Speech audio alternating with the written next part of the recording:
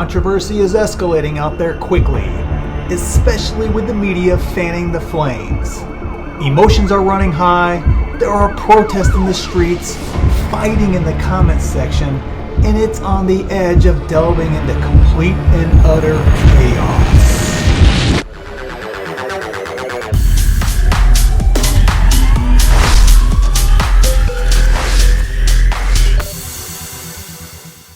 Well, what is going on, guys?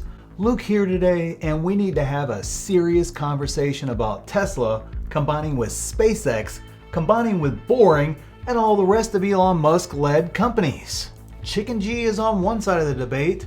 You got Dave Lee and Jeremy over at Financial Education on the other side, so I guess we'll have a little friendly battle over here on this channel.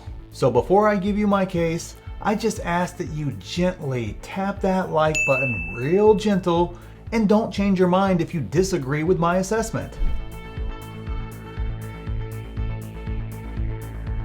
The more I looked at this and analyzed it, I actually found myself more on Chicken G's side of the coin, but, and hold on, this is a big but, not that kind, a big but, I also see massive upside, maybe even more for me as a Tesla shareholder, if they do turn this into one huge conglomerate. So let me explain why I'm with Chicken G and mostly against the idea of a big holding company, and then I will give you the upside to this not going my way, as I stand to make a ton of money from that option too.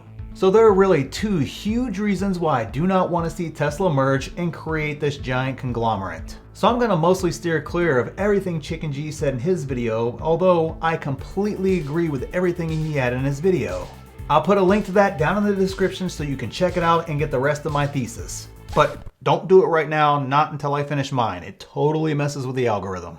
The first reason why I don't want to see all these Elon Musk-led companies put into one giant holding company is that they would have to comply with different regulatory hurdles than they do now, and that goes much deeper than what is currently being discussed out there, at least in the videos that I watched. And I watched a bunch of them, and in all of them, virtually every argument I've seen for doing it and turning this into one giant conglomerate seems to kind of gloss over or completely ignore that component. I mean, Elon is on record saying he didn't want to take SpaceX public. Why? Because the rules are just different.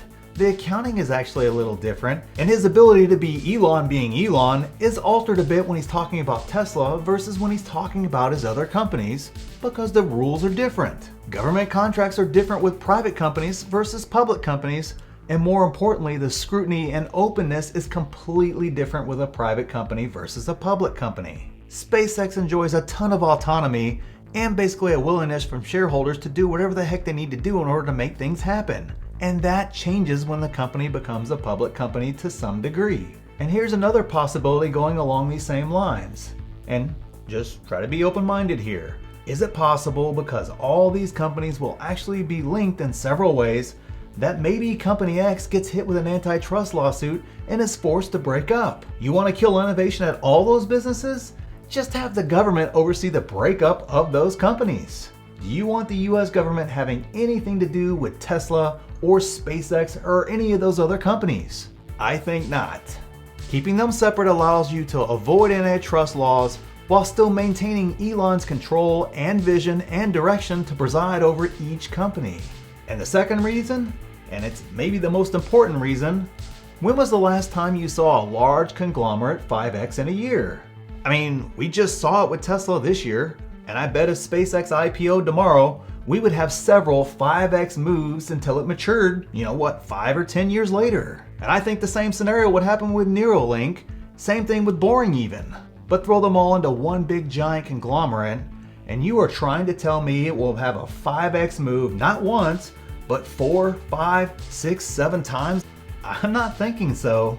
And furthermore, if SpaceX has a terrible accident, which I hope it never does, but just if it did, it sinks the stock price. Even if Tesla has a record-breaking year and every other company in there has a record-breaking year, it's still going to send that stock down instead of going to the moon like it should. Now yes, I agree completely, holding them all together spreads the risk out. But anytime you spread risk out like that, you also eliminate part of the upside as well. No risk, no reward. But even after all that, there is still huge gains to be had anyways.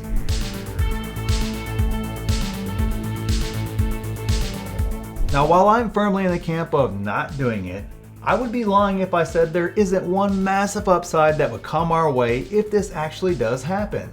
So answer this question for me. What would happen to your Tesla stock if this were to be announced and you could be part of all these companies? My guess is it would skyrocket. And furthermore, what sort of premium would you receive for your shares when they finally converted over to Company X stock? Elon has been very good to the shareholders in the past, and I suspect he would take very good care of us in this scenario as well. So depending upon the timing of this and how wild everything gets, you could be looking at another massive run up in the stock price just on this announcement. I mean, Tesla gained 50% on the S&P announcement and 80% on the stock split announcement. Tesla trades irrationally when big things are announced. So why would something as huge as this be any different? So while I feel I would be sacrificing some future opportunities if this happens, there clearly would be an incredible gain before then. So let's debate this down in the comments. But remember one thing, if you are a Tesla shareholder, you really are winning either way. So this should be a fun debate.